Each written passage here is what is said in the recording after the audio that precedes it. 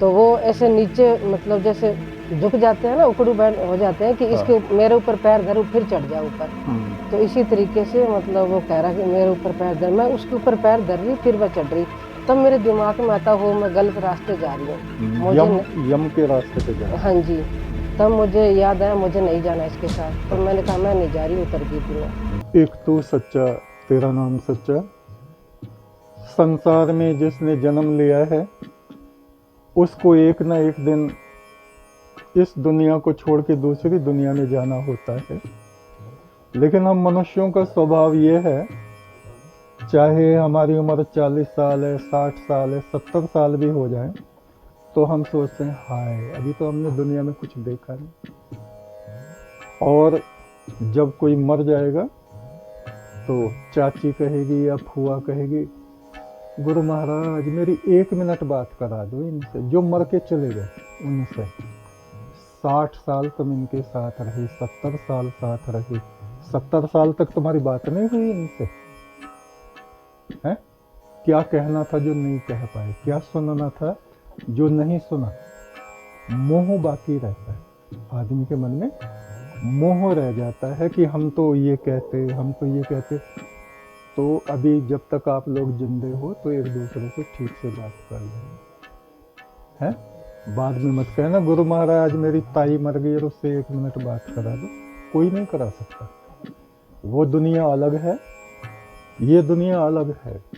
और जब हमारी आत्मा जाती है तो हमें यम दर्शन भी होता है, यम दूतों के दर्शन भी होते हैं। खास तौर से जो गुरुमुख नहीं होते उनको भयानक यमदूतों के दर्शन होते हैं। और जो गुरुमुख हो जाते हैं, जो गुरु धारण करते हैं और परम ब्रह्म की आराधना करते हैं, पुण्य कर्म करते हैं, प्रतिदिन अपना नित्यनेम जो करते हैं, उनको या तो स्वयं गुरु लेने के लिए आते हैं अंतकाल में, या अपने किसी विशेष शिष्य को भेजते हैं कि जाओ उनकी आत्मा को ले आओ। क्यों? वो यमराज जी से उसका लेखा जोखा ले लेते हैं कि अब ये हमारे ईश्वरी परिवार में ये आत्मा शामिल हो गई है, आप इसको छोड़ दीजिए और इसको ईश्वर की तरफ जाने दीजिए। तो वो छोड़ देते हैं, मान जाते हैं। और जब तक हम गुरु की शरण में नहीं पहुंचते तो जीव का लेखा जोखा चित्रगुप्त महाराज के और यमराज जी के हाथ में होता है। तो ज़्यादातर लोगों को यम दर्शन होते हैं, यमराज जी के दर्शन भी हो जाते हैं और यमदूतों के तो होते ही होते हैं। तो ऐसी एक घटना है आपके रुड़की में। माता जी, क्या नाम है आपका? सरस्वती। दोबारा नाम बताइए। सरस्वती। सरस्वती। हाँ जी। क्या बात है, आपने कभी वीणा तो सुनाई नहीं बजा के? गुरुजी वीणा घर में बजती रहती होगी। तो सरस्वती हैं और इनको जो अनुभूति हुई यमदूतों की, वो आप बताइए कि किस तरह से वो आपने झोटा देखा और फिर वो पंखों वाला यमदूत देखा है, उसके बारे में आप पहले बताइए। गुरुजी, जब मैं सो रही थी तो मतलब कोई मेरे को झोटे के ऊपर लेके गया। झोटा भी उड़ता हुआ ही जा रहा था आसमान में। हाँ जी। तो अब वो इतना चिकना था कि मैं मतलब रपट रपट के नीचे फिसल रही थी मैं। तो उसके बाद में मैंने कहा भाई, मतलब जैसे पैर बार बार नीचे आ रहा था, तो फिर एक वो गरुड़ टाइप में जो आप बता रहे हो यमदूत, वो था। पंखों वाला बड़े बड़े कान थे उसके। तो वो ऐसे नीचे मतलब जैसे झुक जाते हैं ना, उकड़ू बैठ हो जाते हैं कि इसके मेरे ऊपर पैर धरूं फिर चढ़ जाऊं ऊपर। तो इसी तरीके से मतलब वो कह रहा कि मेरे ऊपर पैर धर, मैं उसके ऊपर पैर धर रही फिर मैं चढ़ रही। तब मेरे दिमाग में आता हो मैं गलत रास्ते जा रही हूँ, मुझे यम के रास्ते पे जा रही। हाँ जी। तब मुझे याद आया मुझे नहीं जाना इसके साथ। तब मैंने कहा मैं नहीं जा रही, उतर गई थी मैं। उसके बाद मैं दूसरे दिन फिर ऐसा ही हुआ, जब लेटी हुई थी तब मुझे क्या दिखा कि आसमान में इसी तरीके से बहुत बड़े बड़े गेट लगे हुए हैं और वहाँ पर मतलब काले सा एक आदमी खड़ा है, उसके सींग लगे हुए हैं, सींग थे और ऊपर कपड़े नहीं थे। यमदूत था वो काले रंग का। हाँ जी। और हाथ में वो गोटा ले रखा था जो हनुमान जी की तरह, गदा। और नीचे बस लंगोट पहन रखा था, बाकी ऐसे ही था अधनंगा। अच्छा। ये देखा मैंने गुरुजी। तो फिर आप उस गेट के अंदर नहीं गए फिर? नहीं गुरुजी, गेट के अंदर नहीं गई थी। अच्छा अच्छा। जैसे मैं वहाँ गेट के आगे गई तो उन्होंने ऐसे ऐसे कर दिया था, पीछे चले जाओ, हाँ, पीछे ऐसे चले ऐसे जाओ। हाथ से कर दिया। हाँ। तो मैंने देखा ओहो मैं तो यहाँ बहुत गलत जगह पे आ गई। मतलब जैसे मैंने गेट देखा और वो बड़े बड़े सिंगों वाला आदमी देखा, मैंने कहा गलत जगह आ गई। तो उन्होंने ऐसे कहा। यमराज जी के नगरी के गेट पे आप पहुंच गए थे, इसका मतलब ये। तो फिर देवी माता आपको दिखाई दी थी? हाँ जी। तो फिर मैं मतलब इतनी परेशान हो गई थी, रोने लग गई थी। मैंने कहा भैया मैं किसको पुकारूं। मैंने सोचा अब समझ में नहीं आ रहा, इतनी परेशान हो रही थी। मतलब मुझे 1 हफ्ते तक गुरुजी जोटे की आवाजें सुनती थी घर के अंदर, और पूरे दिन रोती भी थी और मन जो है घर में नहीं लगता था, मतलब कहीं और ही रहता था। इस तरीके से परेशान थी मैं। तब मैंने सोचा देवी माँ की मैंने इतनी सारी पूजा पाठ कर रखा, तब मैं दुर्गा सप्तशती का पाठ करती थी डेली। हाँ जी। तो मैंने कहा माता जी मुझे बचाओ। तो माता जी ने कहा, मतलब वो रोने लगी, फिर कहने लगी तू 3 दिन बाद मर जाएगी, और ये मेरे बस में नहीं है, ये हमारे बस में नहीं है, ये तो विधि का विधान है। अच्छा। तो मैंने सोचा मैं किसको पुकारूं। फिर जैसे मैंने गुरु मंत्र ले रखा था, कभी करती थी कभी नहीं करती थी। फिर मैंने मतलब जब मुझे याद आया, जब मैं बता रही थी कि नाना जी की मम्मी जी की बातें याद आई कि भाई गुरु से बढ़कर कुछ नहीं है, देवी देवता भी कुछ नहीं कर सकते। जहाँ देवी देवता साथ छोड़ देते हैं वहाँ गुरु ही पार लगाता है। और नाना जी ने वो क्या कहा था कि शिव जी ने कितनी बार मुझे बुलाया?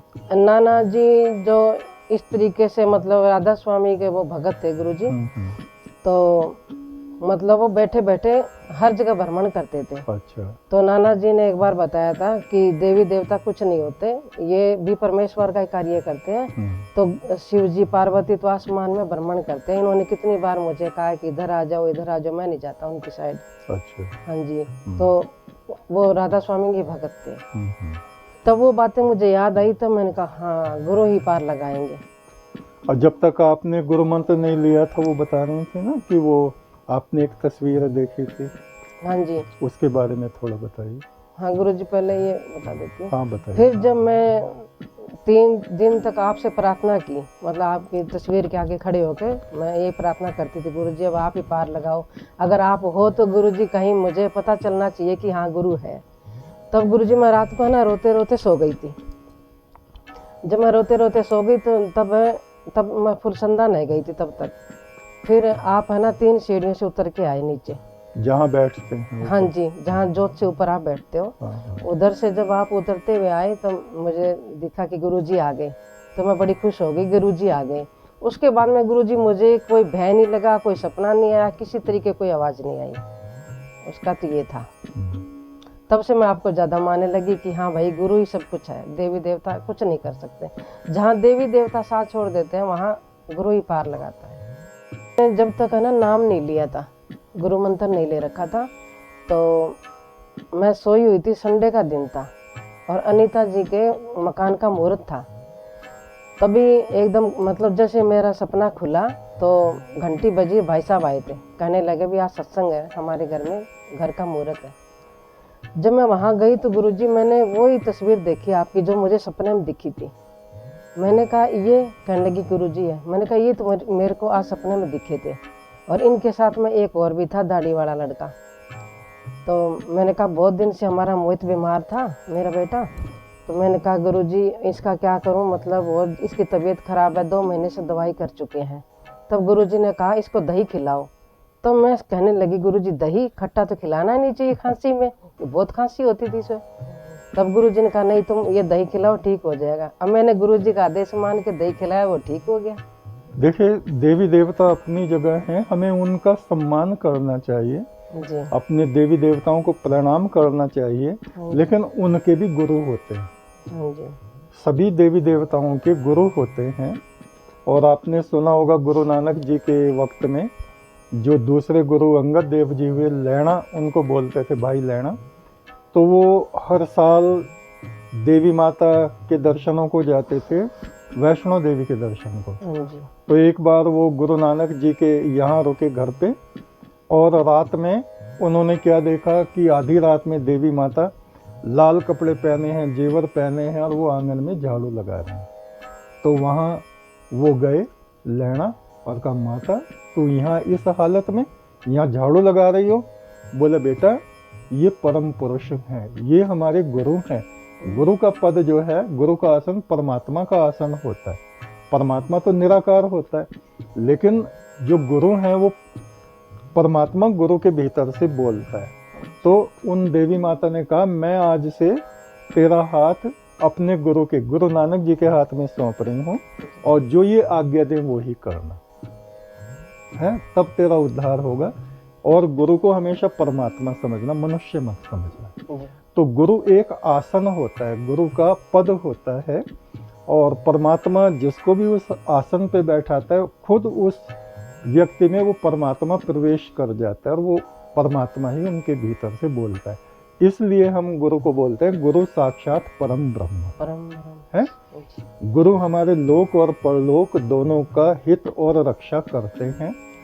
और जब शरीर छूटना होता है तो सभी का छूटता है?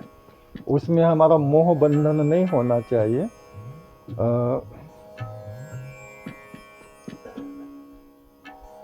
प्राणी राम न चेतई मद माया के अंध, प्राणी राम न चेतई मद माया के अंध, कौ नानक हर भजन बिना परत जाए जम फंद।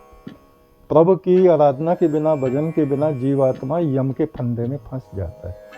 इसलिए गुरु का जो वचन है कि सिमरन करो, दान करो, सबकी सेवा करो, है, उसको हमें अपनाते रहना चाहिए। प्रतिदिन वो कार्य हमें करना चाहिए।